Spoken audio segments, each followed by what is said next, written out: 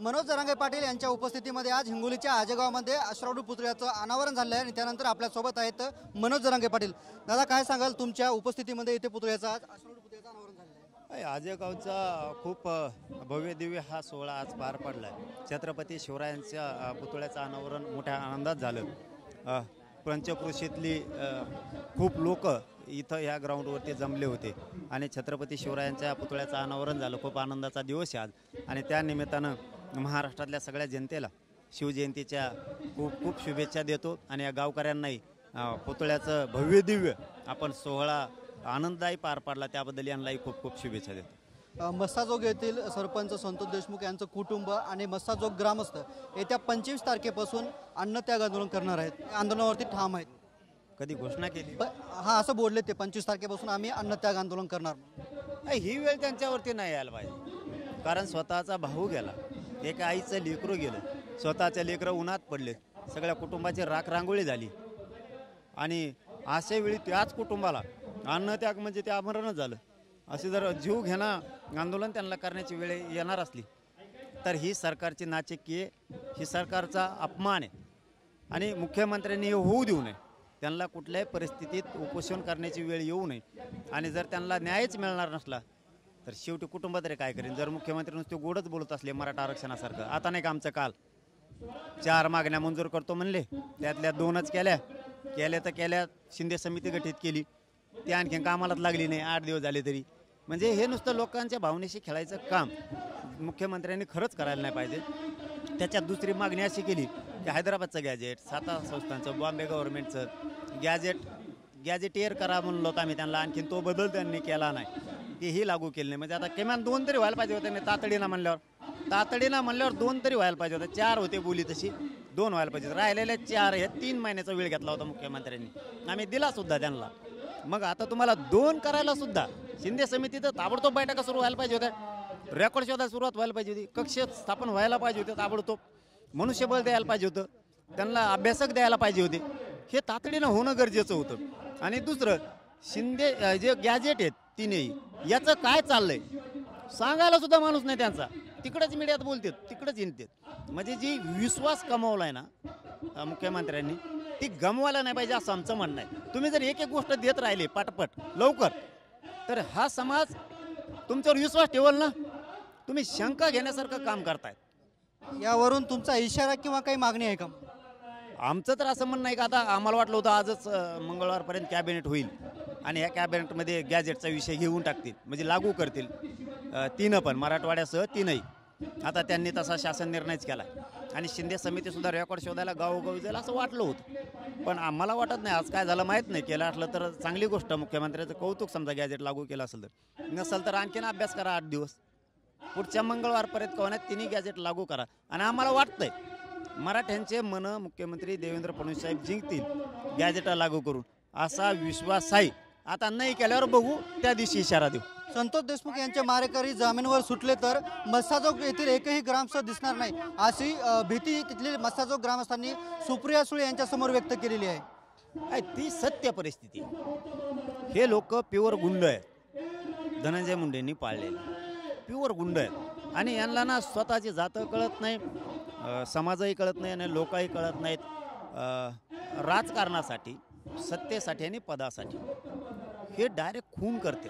पैशासाठी छेडछाडी करणार, बलात्कार करणार, हे जमिनी बळकणार, फ्लॅट बळकणार, ही असली यांची संस्कृती. त्याच्यामुळे ही नायनाट व्हायला पाहिजे. ते सुटले तर ग्रामस्थांना भीती वाटते की आपल्यावरती हल्ले होतील, आपल्या लोकांना गोळ्या घालतील, मारतील, ही भीती. पण एक खरं आहे, जर मस्साजोगच्या ग्रामस्थाला आणि देशमुख कुटुंबाला जर धक्का लागला ना, आता बोलणं कमी, नुसतं होतच काय बघा, त्यांच्यातले आरोपी सुटू द्या, नुसतं देशमुख कुटुंबाला काय हो द्या, पुढं काय होतं बघा म्हणा. आता बोलत नाहीत आम्ही, आता काय होतं नुसतं फक्त सज्ज राहा म्हणा तुम्ही, त्यांना काय करा मग तुम्हाला कळन मराठी काय करतात. 6 डिसेंबर ते 11 डिसेंबर जो तपास झालाय त्यात गोलमाल असल्याचा शंका मस्साजोग ग्रामस्थांनी व्यक्त केलेली. सगळ्या राज्याला शंका आहे. चार्जशीटमध्ये शिडीआर येत नाही, येत आरोपींचे सगळ्या, फरार आरोपीचे नाही, मोबाईल फेकून दिलेला सापडत नाही, आणखीन 6 आरोपी कुणी नाही, ज्यांनी गाड्या पुरवल्यात तो 6 आरोपी नाही, 2-4 पोलीस आहेत, ते 2-4 पोलीस स्टेशनचे त्यांना बडतर्फ नाही आणखीन. परत ज्यांनी यांना राहायला घरं दिले ते आरोपी नाही आहेत. भुजबळ निकम साहेबाची नियुक्ती नाही. कुटुंबाने जगायचं नेमका कशाच्या आशेवर आणि मराठ्यांनी मुख्यमंत्र्यांवरती विश्वास ठेवायचा कशाच्या आधारावरती. माझा राम गेला लक्ष्मण कुठपर्यंत लढणार असं वैभवकोटवरून संतोष देशमुख यांची आई जी आहे ते भाऊक झाली होती सुप्रिया सुळेसमोर. ती भयान आक्रोश काटा लांगाला. त्यांच्या वेदना आणि त्यांचा आक्रोश लेकरासाठीचा. सोन्यासारखं लेकरू गेलं आणि त्या लेकराला न्याय देण्याऐवजी सरकार टोळीलाच महत्त्व देत आहे किंवा टोळी सांभाळणाऱ्या नेत्याला मंत्र्यालाच पाठबळ देत आहे. ही राज्याची शोकांतिका आहे आणि राज्याचं दुर्दैवसुद्धा आहे की ज्या मायमाऊलीनं स्वतःचं सोन्यासारखं लेकरू गमावलं त्यांच्यावरती ही वाईट वेळ येते आज उपोषणं करण्यासारखी. आणि रामगेला लक्ष्मण राहिला हे सत्य की शेवटी आईचं काळीज आहे. पण सरकारला आईच्या काळीज कळत नाही. त्यांच्या आईचंच कळतं फक्त त्यांना काळीज. त्यांच्या आईची माया फक्त कळते. त्यांचं पोरगं त्यांची पोरगी हीच फक्त त्यांना त्यांची वाटते. त्यांची आय त्यांचा बाप हो फक्त त्यांना त्यांचं वाटतं. ज्या जनतेनं ते आनंदाच्या गादीवर बसवले ते यांना मायबाप नाही वाटत. दुसऱ्याचं लेकरू पोरगा आणि पोरगी यांना कधी वाटत नाही. कधीच वाटत नाही यांना. कारण हे सिद्ध होत आलं जवळपास आता. कारण गोरगरिबांना आरक्षण दिलं जात नाही. संतोषबाईला न्याय दिला जात नाही. सूर्यवंशीला न्याय दिला जात नाही. म्हणजे लोकांची आई काय टावं फोडती. संतोषबाईची आई काय टावं फोडती याच्याशी सरकारला देणं घेणं नाही. पण त्यांच्या आईला त्यांच्या कुणाला घरच्यांना बोललं की असा तरफाडा होतो तर आमचे काळजे किती कापल्यासारखे होत असतील हे जरा समजून घेत जा. कारण करते तुम्ही आहेत. तुम्ही त्या पदावर नसतात आम्ही तुम्हाला गेलं नसतं बोललोसुद्धा नसतो. समजून घेत जा. स्वतःच्या आईची माया जी तुम्हाला वाटते तीच आमच्याही आईची असेल. तुमचे जे पोरं पोरी आहेत त्याच आमच्याही असतील. तुमच्या याला मोठं व्हावं वाटतं तसं आमच्या यालाही व्हावं वाटत असेल. तुमच्या याला जसा न्याय घ्यावा वाटतो तुम्हाला काही बोलल्यावर तसे दुसऱ्याची आई बोलल्यावर सुद्धा तिला न्याय द्यावा आणि एखाद्या मंत्र्याला पायाखाली टाकावं. पण त्याची गुंडगिरी वाढू देऊ नये हे मुख्यमंत्र्याचं सरकारचं काम असतं. नेमकं तेच करत नाही. सुरेश धस आज म्हणून लोकात रोष वाढायला लागला सरकारबद्दल. सुरेश धस आज म्हणले की मी धनंजय मुंडे आणि बावनकुळे यांच्यासोबत फक्त 20 ते 25 मिनिटं चर्चा झाली. मात्र बावनकुळे कसं काय म्हटलं की 4.5 तास चर्चा झाली असं सुरेश धस आज म्हणाले. माझं ते म्हणणंच नाही. बावनकुळे म्हणू द्या 4.5 घंटे भेटले किंवा 15 मिनटं भेटले किंवा धसांना म्हणू द्या 15 मिनटं भेटले की 20 मिनटं भेटले हे वाईट. कारण आम्ही गोरगरिबांनी जे विश्वास त्यांच्यावरती टाकलेला असतो याचं काय. पण ते म्हणतात की गुपित त्यांना भेट ती गुपित ठेवायची होती का. त्यांची भेट कोणी फोडली काय फोडली भेट गुपित ठेवायची जायची जागाच नाही. अण्णाला डोक्यावर घेतलं होतं म्हणजे धस अण्णाला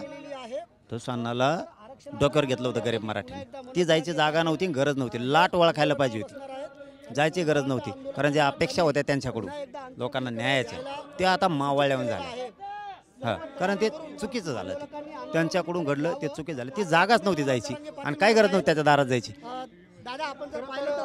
सुरेश धस यांनी मनोज जरांगे सुरेश धस यांनी जे आहेत ते धनंजय मुंडेकडे जायलाच नव्हतं पाहिजे. ती जावायची जागा नव्हती आणि समाजानं जे आहे ते त्यांना डोक्यावर घेतलं होतं अशी प्रतिक्रिया जी आहे ते मनोज जरांगे पाटील यांनी दिलेली आहे. कॅमेरामॅन अनिकेत दहातोंडेसह मी रमेश चेंडके TV9 मराठी आजेगाव हिंगोली.